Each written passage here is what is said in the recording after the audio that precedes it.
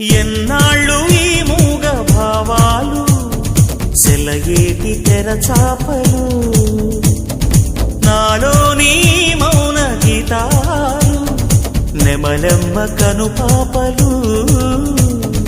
కుడి ఎడమల కుదిరిన కళ ఎదకెదురాయే ఉలి తగిలిన శిల మనసున సొద మొదలాయే ఈ సప్తవర్ణాల నా స్వప్న రాగాల పాటల్లో ప్రథమాక్షరి ఇది ప్రాణాల పంచాక్షరి